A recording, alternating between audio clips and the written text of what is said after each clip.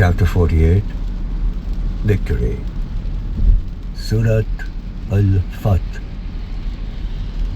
In the name of God, the most gracious, the most merciful.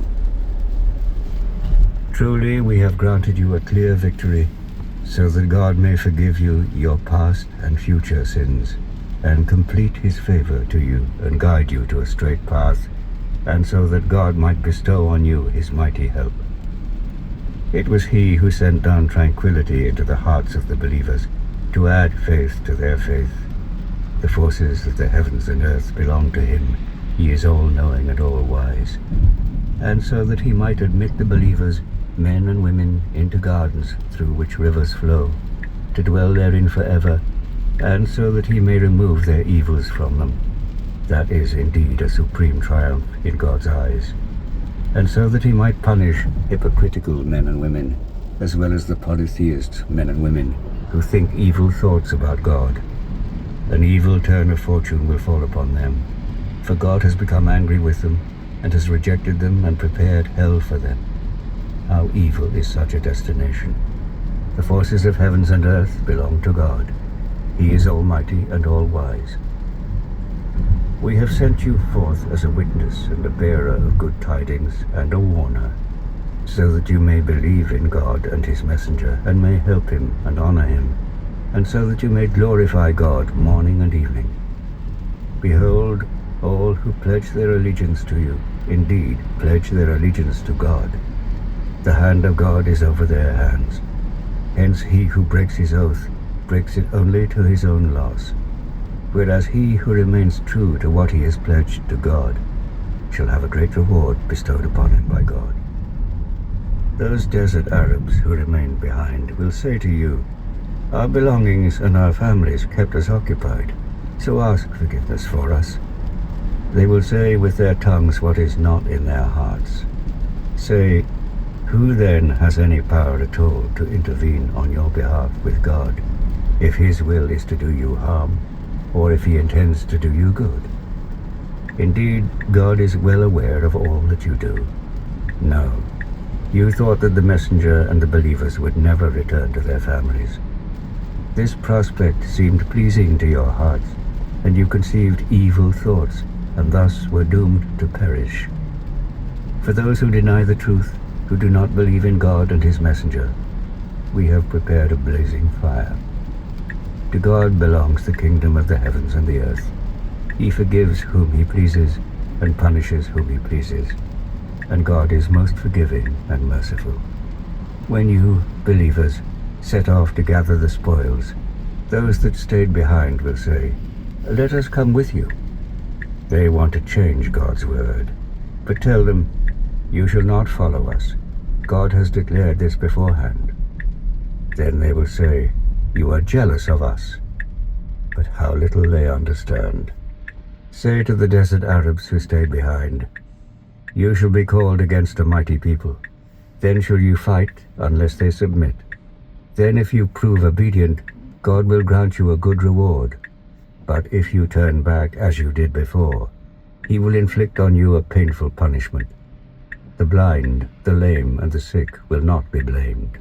God will admit anyone who obeys him and his messenger to gardens through which rivers flow. But whoever turns back shall be severely punished by him. God was pleased with the believers when they swore allegiance to you, prophet, under the tree. He knew what was in their hearts, and so he sent tranquility down to them, and rewarded them with a victory near at hand, and with many future gains. God is mighty and wise. God has promised you many future gains, and he has given you these in advance. And he has restrained the hands of men from harming you, so that it may be a sign for the believers, and so that he may guide you to a straight path. And there are yet other gains, which are still beyond your grasp, but which God has already encompassed for you. For God has power over all things. If those who deny the truth were to fight you, they would certainly turn their backs. Then they would find neither protector nor helper. Such was the law of God in the past, and you shall find no change in them. It is he who withheld their hands from you, and your hands from them in the valley of Makkah after giving you victory over them.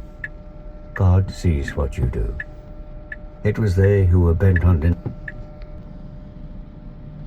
denying the truth, and who debarred you from the sacred mosque, and who prevented your offering from reaching its place of sacrifice. And had it not been for the believing men and believing women in Makkah, whom you might unwittingly have trampled underfoot, and on whose account you might have unknowingly become guilty, God would have commanded you to fight it out with them. But he ordained it thus, so that he may bring whoever he will into his mercy. If they, the believers, had been clearly separated, we would have punished those who were bent on denying the truth with a painful punishment, while those who deny the truth made it a prestige issue in their hearts, the bigotry of the days of ignorance. God sent his tranquility down onto his messenger and believers, and firmly established in them the principle of righteousness, for they were indeed better entitled to it and more worthy of it. God has full knowledge of all things. God has in all truth shown his messenger a true vision, in which he said, God willing, you will most certainly enter the sacred mosque in safety and without fear, shaven-headed or with hair cut short. God knew what you did not, and has given you a victory beforehand. He is the one who has sent his messenger with guidance and the true religion, so that he may have it prevail over all other religions. God suffices as a witness. Muhammad is the messenger of God. Those who are with him are firm and unyielding towards those who deny the truth, but compassionate towards one another. You see them bowing and prostrating themselves, seeking the grace of God and his goodwill. Their marks are on their faces, the traces of their prostration.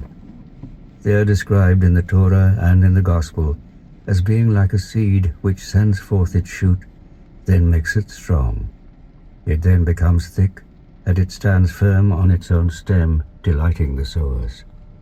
He seeks to enrage the disbelievers through them. God has promised forgiveness and a great reward to those of them who believe and do good works.